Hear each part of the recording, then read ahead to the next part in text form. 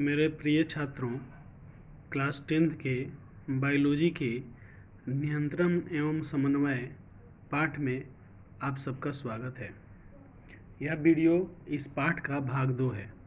मैं उम्मीद करता हूँ कि आप यह वीडियो देखने से पहले भाग 1 अवश्य ही देख चुके होंगे। भाग 1 में हमने इस पाठ का इंट्रोडक्शन पढ़ा था। अब हम लोग टॉपिक 1 पढ़ेंगे। यह 7.1 लिखा है, इसका मतलब यह है पार्ट 7 का पहला टॉपिक। इसका नाम है जंतु तंत्रिका तंत्र। जंतुओं में यह नियंत्रण तथा समन्वय तंत्रिका तथा पेशी ऊतक द्वारा किया जाता है, जिसके विषय में हम कक्षा 9 में पढ़ चुके हैं। आकस्मिक परिस्थिति में गर्म पदार्थ को छूना हमारे लिए खतरनाक हो सकता है। हमें इसे पहचानने की तथा इसके अनुरूप अनुक्रिया की आवश्यकता होती है। हम कैसे पता लगाएं कि हम गर्म वस्तु को छू रहे हैं? हमारे पर्यावरण से सभी सूचनाओं का पता कुछ तंत्रिका कोशिकाओं के विशिष्टीकृत सिरों द्वारा लगाया जाता है। ये ग्राही प्रायः हमारे ज्ञानेंद्रियों में स्थित होते हैं, जैसे आंतरिक कर्ण, नाक, जिह्वा आदि। रस संवेदी ग्राही स्वाद का पता लगाते हैं, जबकि घ्राणग्राही गंध का पता लगाते हैं। यह सूचना एक तंत्रिका कोशिका के द्रुमाकृतिक सिरे द्वारा उपार्जित की जाती है और एक रासायनिक क्रिया द्वारा यह एक विद्युत आवेग पैदा करती है। यह आवेग द्रुमिका से कोशिका काय तक जाता है और तब तंत्रिकाक्ष में होता हुआ इसके अंतिम सिरे तक पहुंच जाता है। एक्सॉन के अंत में विद्युत आवेग कुछ रसायनों का विमोचन करता है। ये रसायन रिक्त स्थान या सिनेप्स को पार करते हैं और अगली तंत्रिका कोशिका की द्रुमिका में इसी तरह का विद्युत आवेग प्रारंभ करते हैं।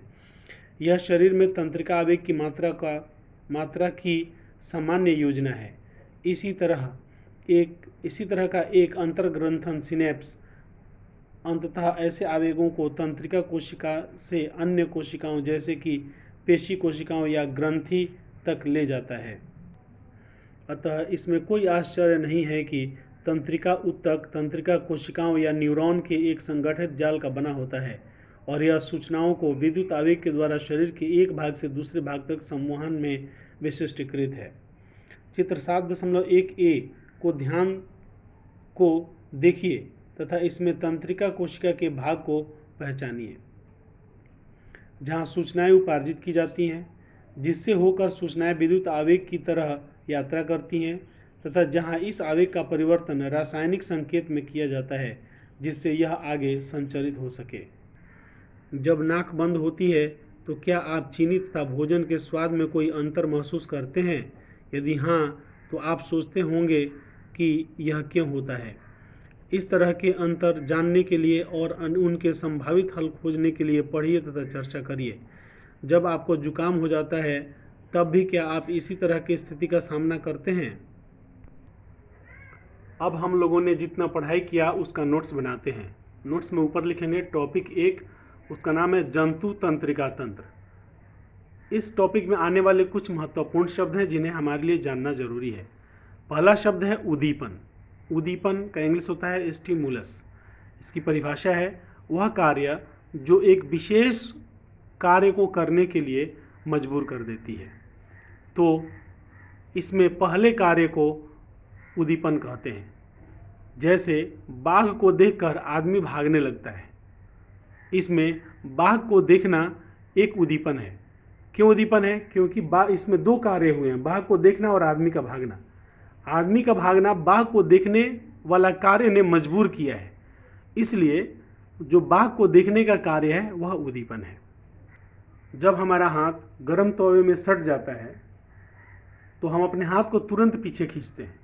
इस कार्य में हाथ को पीछे खींचने का कार्य, गर्म तवा में सटने का कार्य, दो कार्य इसके अंदर हैं। तो गर्म तवा में सटना हाथ को खींचने के लिए मजबूर करता है, इसलिए इसको उद्दीपन कहते हैं। चलिए अब दूसरी परिभाषा पर आते हैं, अनुक्रिया। इसका होता है रिस्पॉन्स।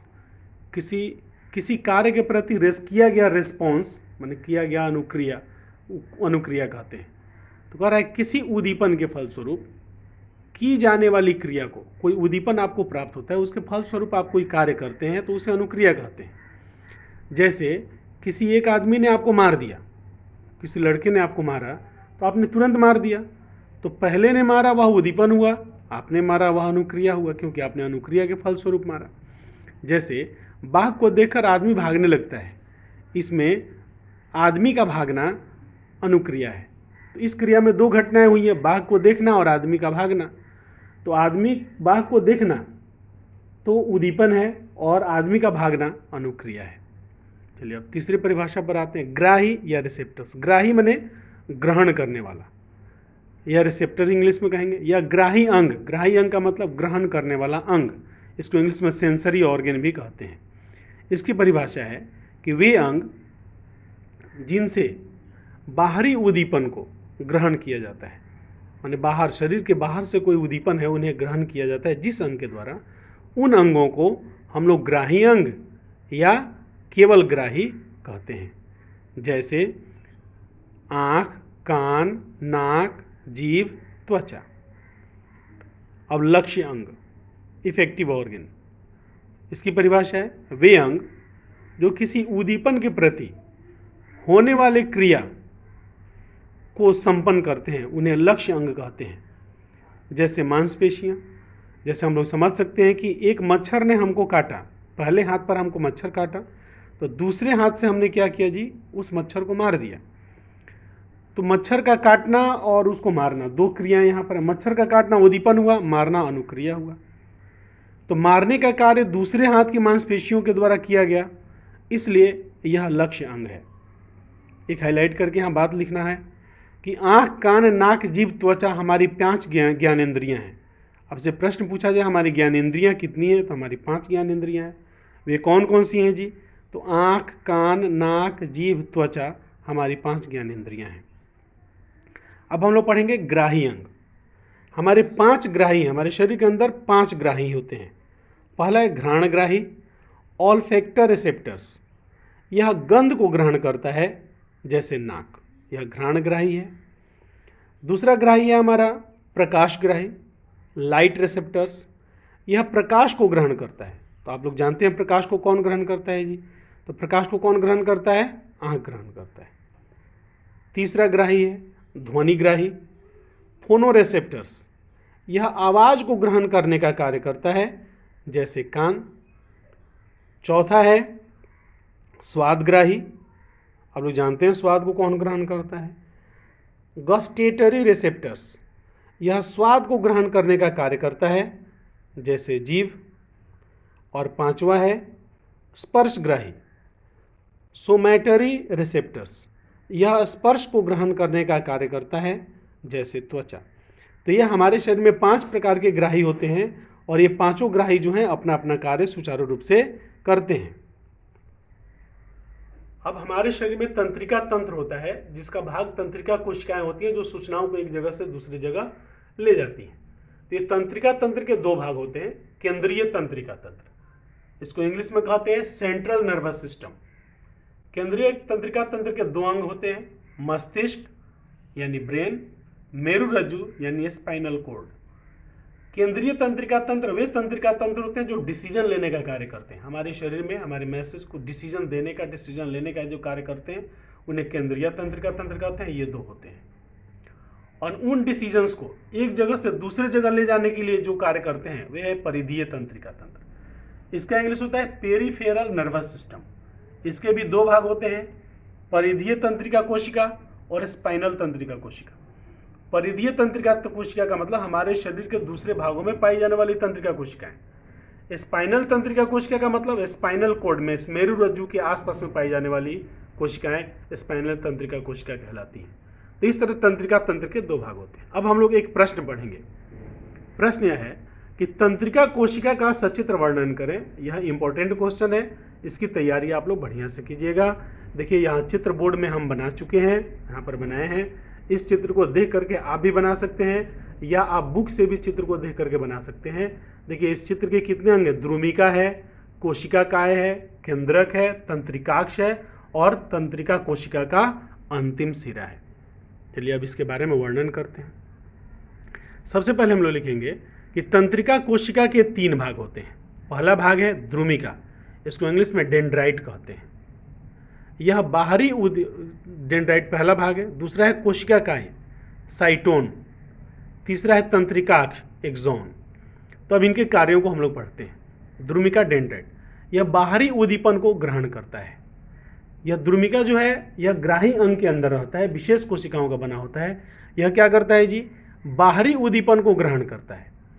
और इसका दूसरा काम है, यह सूचना को कोशिका काय तक पहुंचाता है। बाहरी उद्दीपन को ग्रहण कर लेगा और कोशिका काय तक यह पहुंचा देगा।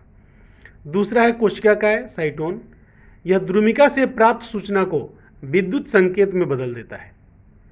कोशिका काय क्या करता है जी, द्रुमिका से जो सूचना उसको मिला उसको विद्युत संकेत में बदल देगा। इसका दूसरा कार्य है, यह विद्युत संकेत को तंत्रिकाक्ष में भेज देता है, तंत्रिकाक्ष में भेजता है। तीसरा है तंत्रिकाक्ष या एक्सॉन। इसका पहला काम है, यह कोशिका काय से विद्युत संवेग लेकर अंतिम सिरा की ओर भेज देता है, संचरण करता है। संचरण करना माने गति कराता है, गमन कराता है।